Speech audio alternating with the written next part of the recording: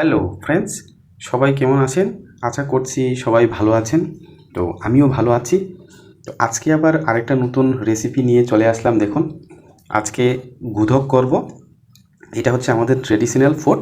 তো গুদকের জন্য আমি কি কি নিয়েছি, কি দিয়ে গুদক করব সেটা আমি দেখাচ্ছি। দেখুন, এটা হচ্ছে রামাইস। তো এটাকে কেউ লচ্ছিমও বলে থাকে। তারপরে একটা আলু কেটে নিয়েছি, আলু একটা মোটামুটি একটু সাইজের আলু।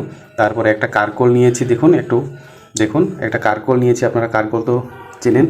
তারপরে হচ্ছে কাঁচা লঙ্কা নিয়েছি, দেখুন কাঁচা লঙ্কা নিয়েছি। তারপরে শুকনো লঙ্কাও দেবো, শুকনো লঙ্কা দিলে একটু টেস্টটা একটু অন্যরকম হয়, সেন্টটাও একটু অন্যরকম হয়।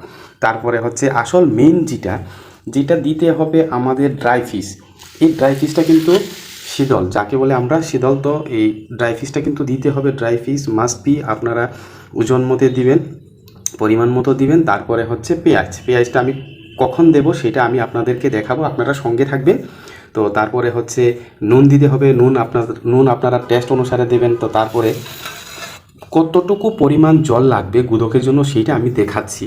তো সেটা আপনারা ওজন করে নেবেন, কিন্তু আমার ওজন করে আমি দেখাচ্ছি আমার কতটুকু জল লাগবে। দেখুন, আমি এতটুকু জল নিয়েছি। তো তারপর আপনারা সঙ্গে থাকবেন, দেখাচ্ছি আমি একের পর এক।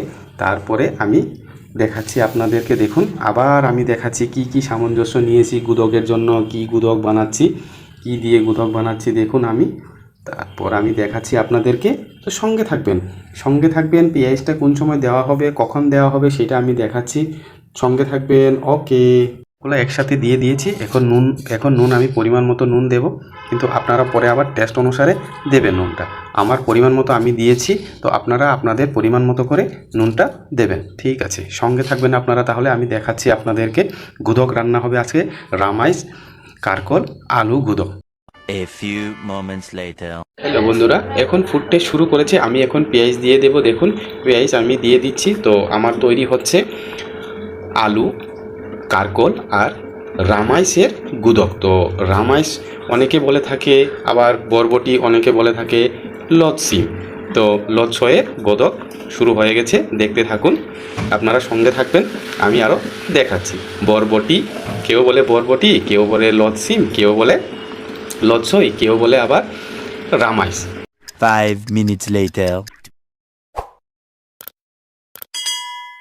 ফাইনালি আমার গুদক তৈরি হয়ে গেছে। আমি এখন পেস্ট করব, আপনারা সঙ্গে থাকুন। আমি এইটা দিয়ে পেস্ট করব, এইভাবে পেস্ট করতে হবে।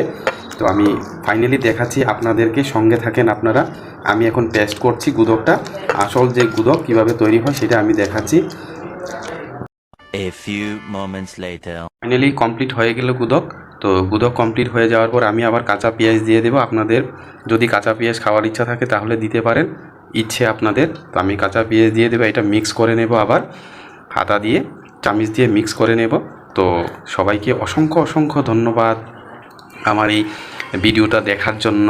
তো সঙ্গে থাকবেন আপনারা, সবসময় পাশে থাকবেন। একটু লাইক, কমেন্ট, শেয়ার অবশ্যই করবেন, এবং আমার এই চ্যানেলটাকে অবশ্যই আপনারা একটু সাবস্ক্রাইব করে দেবেন। সো আবারও বলছি সবাইকে থ্যাংক ইউ। তো আমার এই গুদক কমপ্লিট হয়ে গেল।